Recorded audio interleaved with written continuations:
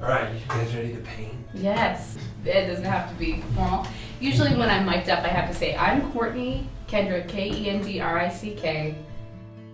and I'm here at Kirk studio watching him paint. We're painting? No.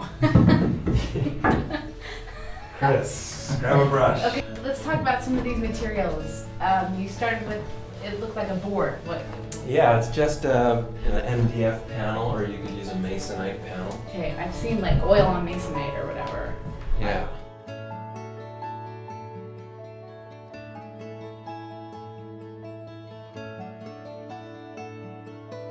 Okay, so I have to bring this up.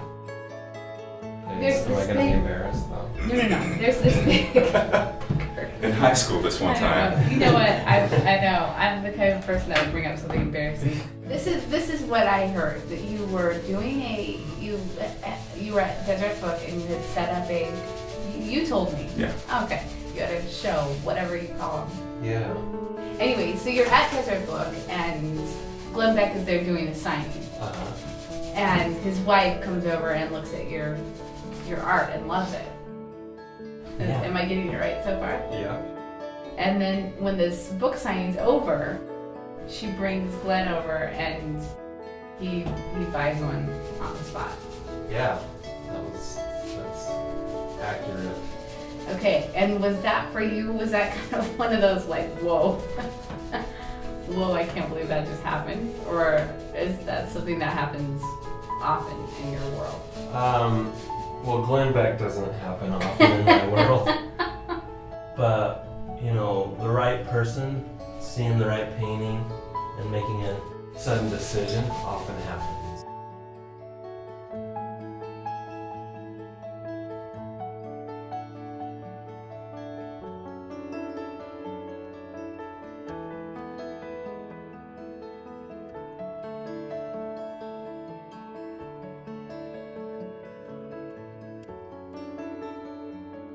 Okay, the next thing I did was I cut a piece of backing board, and I cut the patterns into it. Right.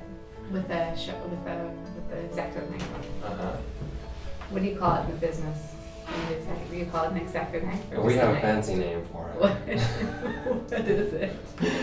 X-Acto knife. Well, I know sometimes Christopher's like, you know, in the film world, you don't call that a paperclip. You call it a... That's true. That's No, true. that's all the film guys I hang out with, they've got special names. Yeah. Right. The sign, when this hangs up, it'll say oil on masonite or whatever. What will be the composition title? It could just be mixed media. Oh, okay. Or I might say oil, acrylic, and paper on panel. That's probably the easiest, just to say mixed Yeah. media, right? People shouldn't necessarily be afraid of mixed media, like it's something that's gonna fall apart or start growing plants out of it. Right. I mean, it depends on what the artist uses. Right. I have heard of paintings where plants started growing out of it because they had seeds and stuff in there, but Oh my but gosh. everything I do is I at least try to make it archival so that it's gonna last a It'll long stay. time. So I noticed you sketched and then you cut that out. So do you just have in your head where hands are or facial features are? Or where? Yeah, I might have to go back and look on a few things, but I just kind of like to feel my way through it at each stage so that I'm not tied to any preconceived notions at an earlier stage, so that I can make decisions kind of in the moment rather than based on a plan that may or may not be valid at this point. Right.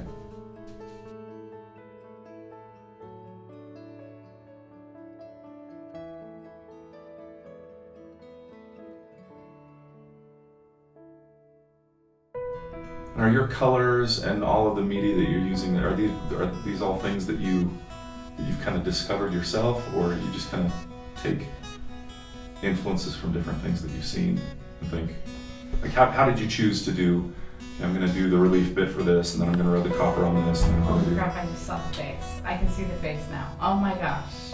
Oh my gosh. I'm sorry, hon. Oh, can you see that? Is there supposed to be a face? Yeah, the eyes. Can you see she's looking down? So, Cool. And that's her neck right there. okay, what was your question? Oh, median. Yeah, so yeah, it's just, That is so amazing. I got 14 kind of ornate, ready-made frames at the local art store, and I thought, I'm just gonna do a bunch of paintings that are inspired by the frame. Huh. So it's the frame in this instance which is kind of guiding the painting, and the cutout thing, that's actually something that goes back to my days at Dixon Middle School. We did in Miss Buckner's class. I remember Miss Beth. We did. She was also a French teacher. Yeah, we did a Christmas tree for the Festival of Trees up in Salt Lake City, and she had me cut out these paper lace decorations. So it was a lot of X-Acto knife work, Couldn't write about her eye, and that's just something that's kind of stuck with me. When I started painting, I wanted to find a way to get kind of more texture and pattern, so that had a kind of a relief, sculptural feel to it, and so then I reverted back to this paper lace idea that I did in middle school. That's really cool. That's really cool.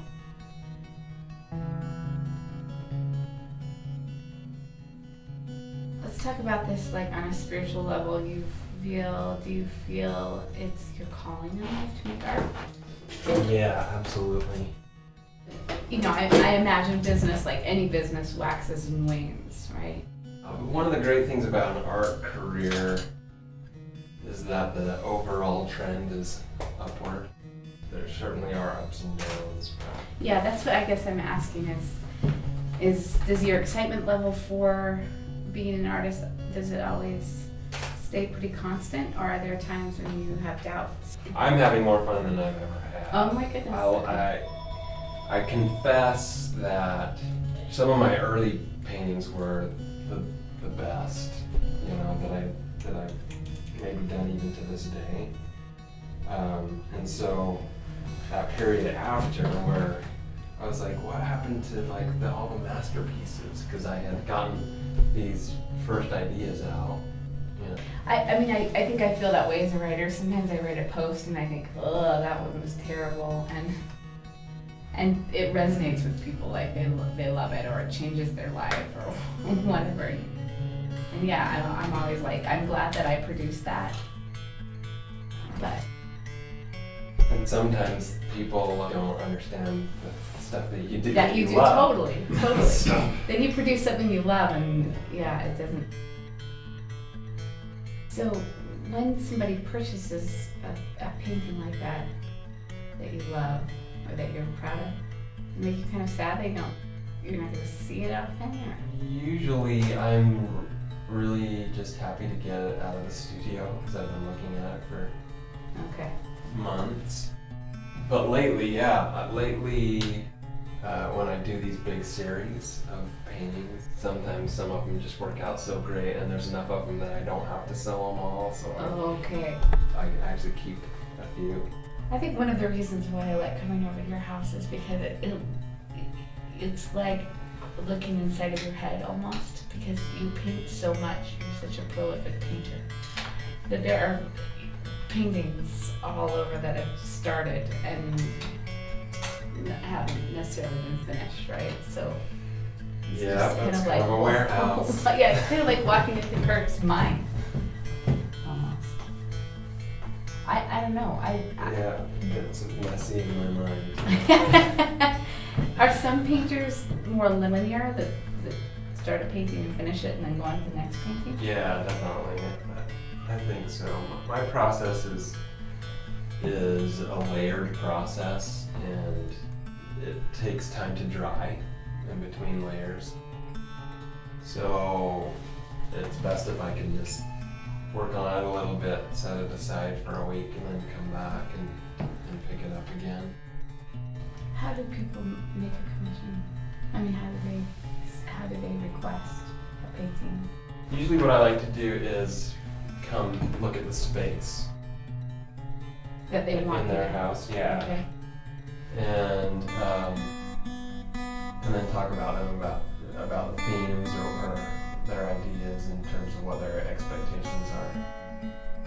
And then I like to do 3 or 4 sketches and have them choose one of the sketches.